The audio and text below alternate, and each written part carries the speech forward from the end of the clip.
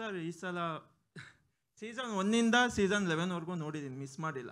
But winner prize amount ಮಾತ್ರ 50 lakh ಇದೆ. ಈ ಸೀಸನ್ ಏನಾದ್ರು ಇನ್ಕ್ರೀಸ್ ಮಾಡ್ತಾ ಇದ್ದೀರಾ? Winner prize amount. ಕಾನ್ಫಿಡೆಂಟ್ ರಾಯ್ಗೆ ಫೋನ್ ಹಾಕ್ರಪ್ಪ.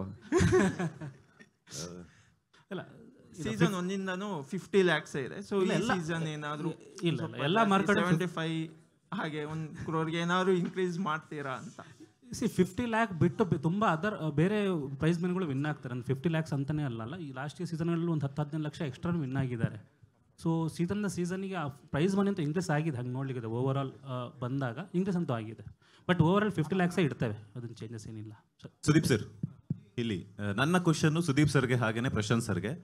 ಲಾಸ್ಟ್ ಟೈಮಲ್ಲಿ ನಡೆದಿರುವಂತಹ ಮನೆಯಲ್ಲೇ ಈ ಬಾರಿಯ ಬಿಗ್ ಬಾಸ್ ಸೀಸನ್ 12 ಕೂಡ ನಡೆಯುತ್ತಾ?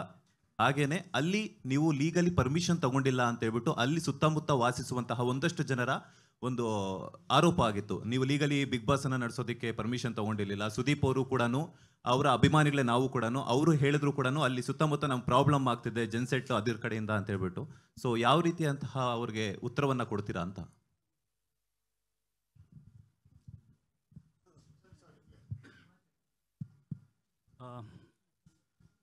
ಇದು ನನಗಲ್ಲ, ನಿಮಗೆ ಪ್ರಶ್ನೆ. ಅಲ್ಲ ಸರ್, ಅದು ನಿಮಗೂ ಇದೆ, ಯಾಕಂತಂದ್ರೆ ನಿಮ್ಮ ಅಭಿಮಾನಿಗಳೇ ಕೇಳಿರುವಂಥದ್ದು. ಲಾಸ್ಟ್ ಟೈಮ್ ಒಂದಷ್ಟು ಸೋಷಿಯಲ್ ಮೀಡಿಯಾಗಳಲ್ಲಿ ಕೇಳಿದ್ರು. ಹಾಗಾಗಿ ಅವ್ರು ಕೊಟ್ರೆ ಬೆಟ್ರಾ, ನಿಮಗೆ ನಾನು ಕೊಟ್ರೆ ಬೆಟ್ರಾ? ಇಬ್ರು ಹೇಳ್ಬೇಕು ಸರ್. ಅದು ಹೆಂಗಾಗತ್ತೆ? ಯಾರೋ ಒಬ್ರಿಗೆ ಚೂಸ್ ಮಾಡಿ. ನಿಮ್ಮ ಫ್ಯಾನ್ಸ್ಗೆ ನೀವು ಹೇಳ್ಬೇಕು, ಹಾಗೇನೆ ಅವ್ರು ಇದು ಹೇಳ್ಬೇಕು. ನೀವು ನನ್ನ ಫ್ಯಾನಾ?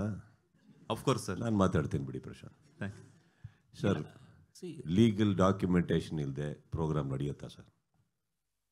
ಹೇಳಿ ಸರ್, ನಡೆಯುತ್ತಾ ಸರ್? ಅದೊಂದು ಕಾರ್ಪೊರೇಟ್ ಕಂಪನಿ. ಇರಿ, ಅದು ಒಂದು ನಿಮಿಷ ನಾನು ಮಾತಾಡ್ತಾ ಇದ್ದೀನಿ, ಇರಿ. ನೀವು ಹೇಳಿ ಸರ್, ಒಂದು ಕಾರ್ಪೊರೇಟ್ ಕಂಪನಿ ಲೀಗಲ್ ಪರ್ಮಿಷನ್ ಇಲ್ಲದೆ ಹೋಗಿ ಯಾರಾದರೂ ಮಾಡ್ತಾರ? ಬಾಡಿಗೆ ಮನೆಗೆ ಹೋಗ್ಬೇಕಾದ್ರೆ ಪೇಪರ್ ವರ್ಕ್ ಇಲ್ಲದೆ ನಮ್ಮ ಮನೆ ಶಿಫ್ಟ್ ಆಗಲ್ಲ. ಇವರಿಷ್ಟು ಕೋಟಿಗಟ್ಟಲೆ ಇನ್ವೆಸ್ಟ್ ಮಾಡಬೇಕಾದ್ರೆ do you think without those league and they have the best, one of the big, all this corporate companies are the one of the biggest legal teams. ಆ legal terms ಇಲ್ಲದೆ, documentation ಇಲ್ಲದೆ ನೀವು ಮನೆ ಕಟ್ಟೋದು ಬಿಡಿ, ಒಂದು generator ಕೂಡ ಒಳಗೆ ತೊಗೊಂಡು ಹೋಗಲ್ಲ ಯಾರೂ.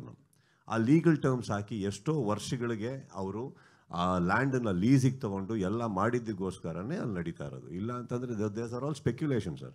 ಲೀಗಲ್ ಟರ್ಮ್ಸ್ ಇಲ್ಲದೆ ಯಾರೂ ಆ ಥರ ಹೋಗೋಕ್ಕೆ ಸಾಧ್ಯನೇ ಇಲ್ಲ. We cannot, we shouldn't. Okay, ಅವ್ರು ಹೇಳಿದ್ದೇನಂತಂದ್ರೆ ಒಂದಷ್ಟು ಸುತ್ತಮುತ್ತ ವಾಸ ಮಾಡುವಂತ ಜನರಿಗೆ ಪ್ರಾಬ್ಲಮ್ ಆಗ್ತಿದೆ ಅಂತ ಹೇಳ್ಬಿಟ್ಟು, ಅದ್ರ ಬಗ್ಗೆ ಯಾವ ರೀತಿಯಾದ ಕ್ರಮಗಳನ್ನ ತಗೊಳ್ತೀರಾ ಅಂತ ಈ ಬಾರಿ? ಅಕ್ಕಪಕ್ಕ ಇರೋರಿಗೆ ಇವರು ಒಳಗಡೆ ಶೋ ನೋಡಕ್ ಬಿಟ್ಟಿಲ್ಲ, ಅದೊಂದೇ ಪ್ರಾಬ್ಲಮ್ ಆಗಿದೆ. ಇನ್ನೆಲ್ಲ ಓಕೆ.